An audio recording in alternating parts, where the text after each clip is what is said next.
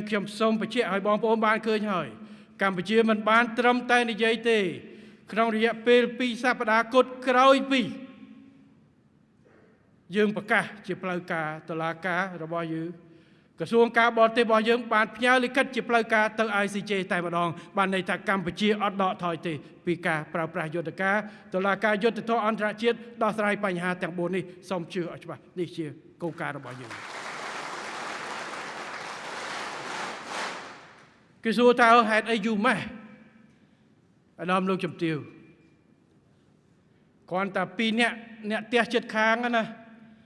គ្រាន់តែចង់ប្តឹងផ្ដាល់គ្នារឿងព្រំដីណា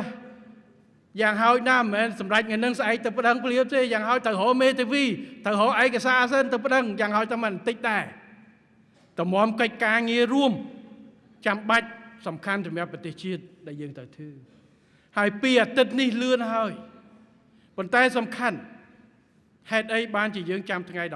15វិច័យដនចំថ្ងៃទី15មិថុនា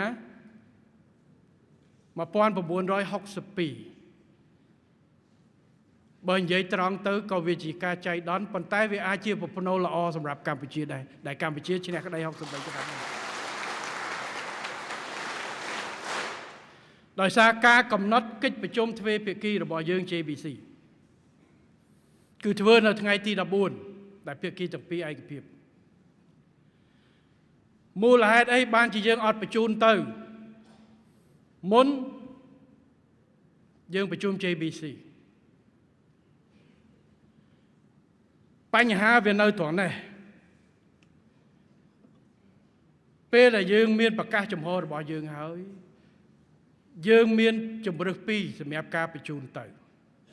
ទី1គឺថៃឯកភាពជាមួយយើងដឹកដៃគ្នាទៅ ICJ ដោយសិង្ហបុរីហើយម៉ាឡេស៊ីគេដឹកដៃគ្នាទៅឆ្នាំ9ជាងចឹង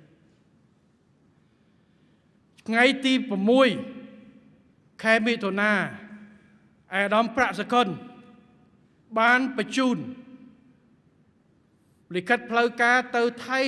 ទៅរដ្ឋមន្ត្រីការបរទេសថៃដើម្បីប្រមូលគាត់ជាផ្លូវការពួកកន្លងទៅយើងឃើញតែគេប្រកាសតាមទូរទស្សន៍វាអត់ត្រូវគេចេញមកគេថាអញ្ចេះតាមទូរទស្សន៍តាមអីវាអត់ត្រូវតតែអង្គុយទល់មុខគ្នាឬមួយ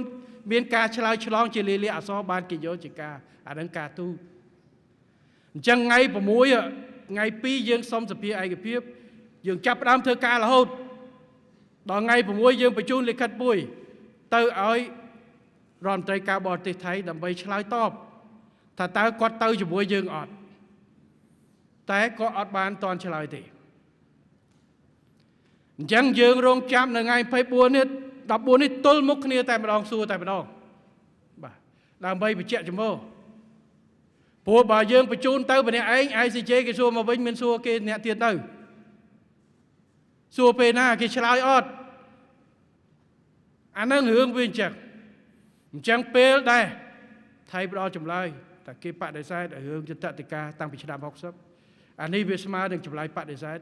កម្ពុជាបានបន្តនីតិវិធីដោយប្តឹងជាឯកតោភាគីទៅ